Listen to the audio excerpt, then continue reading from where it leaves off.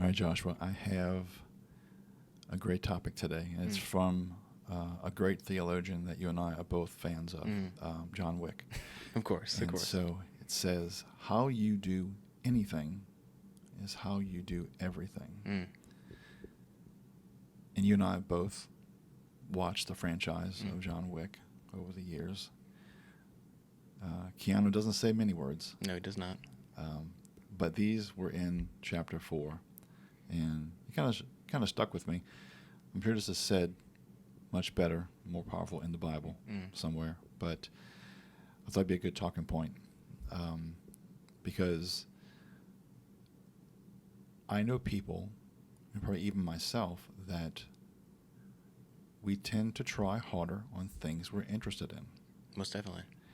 You know, and if something that you don't like to do, like, fine, drag yourself through Monday, whatever, Friday. I don't think anybody has to tell me to get out of bed on Friday. Right. TJ, it's Friday, the weekends. Come on, no. I'm like, yes, let's get that weekend going. Mondays, a different kind of TJ. So how do you handle being consistent on things that are maybe not that important versus the things that are really important? I think this kind of goes back to something you instilled into me and Noah at a very young age, with the Joshua you see here on this podcast, at work, at church, among friends, is the same Joshua. Yeah. There is not this meeting that I have to have with all my friends before they meet my other friends and say, hey, when you meet my friends, know that they think I have a Scottish accent. All right, when you meet him...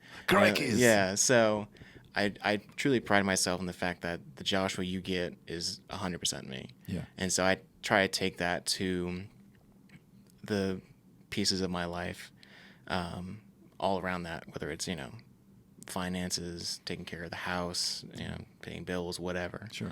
And it's difficult, and it's not fun all the time. No. But at the end of the day, one thing I've kind of talked to myself and helped me kind of get through it most days is, well, it's got to get done. Yeah. I can be upset, mad, angry, all about it, and it's still got to get done. So if I got to get it done anyway, I might as well have a better attitude going through it. Because if I'm angry about it, it's going to feel like, oh man, I got to cut the grass again. Can I just rip out this grass and put AstroTurf in? Sure. But if I can go through it and hey, well, I'm going to read my Bible while I'm listen to my Bible reading today through the lawn, or hey, I'm going to try and take some moments of meditation and prayer during this time frame. Yeah.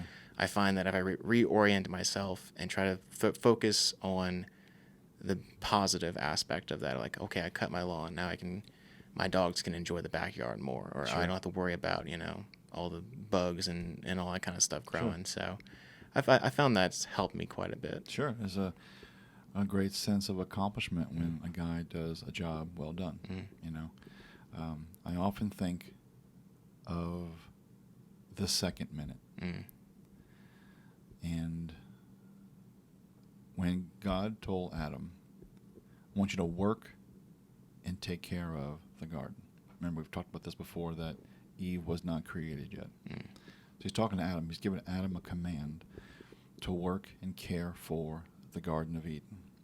That first minute's like, wow, I'm in charge of the garden? The whole thing? And yep, you're in charge of it. It's yours. Take care of. Man, that's awesome. Second minute, I'm in charge of the whole garden.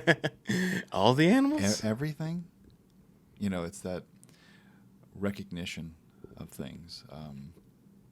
It's presented with when the honeymoon period's over. It's lost its luster. Like, oh man, I just love this job. It's the best job I ever had. And then 3 months later, I hate this job. Right. I didn't know it was going to be work involved. I thought it was going to be happy days. Right. And so I think it's important for us to keep in mind why we do anything and everything. Because that's the part that John Wick left out, right? Is if we're doing it for Christ, it really shouldn't matter if I'm doing a little thing or a big thing. I should do it unto the Lord. And so, in a day of social media personas and profiles that build this life that does not exist, I've never done that. Like we said, the same TJ you see at home, God willing, is the same TJ you see in front of clients, talking to people around UNCOMMEN, talking to friends, out to eat. Probably the only thing that is different is I crack more jokes off the clock. Right. But you see me in meetings, and I'll try to be funny there too, just to lighten the mood. But I think being authentic, being consistent is important. I had a gentleman reach out. His marriage has just gone sideways. His wife has left him. She left the faith, left him with the kids, that kind of thing. And he was just in a really bad situation. And I told him, I said, well, one thing, you can't change anything but you right now. And so your kids are going to go through this in a whole different way than you are, or your wife is. So you have to get right. You have to get your eyes on Christ. If you're not involved at church, get involved like this Sunday. You should be in church this Sunday. Not a month from now, I'm going to visit some. Nope.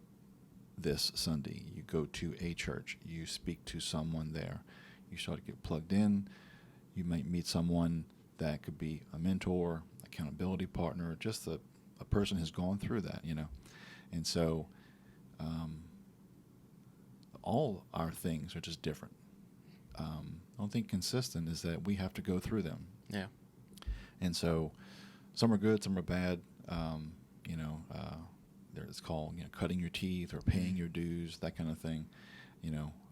Whether you are just starting out of college, or you are empty nest, or you are moving, changing jobs, if we keep our focus on Christ with that, I do think that we can do anything and everything consistently. Yeah, I think that's what we're called to do. Yeah. We are called to be ambassadors for Christ. So if someone looks at us and doesn't see that light in everything we do, that is telling where you are. Yeah, I think that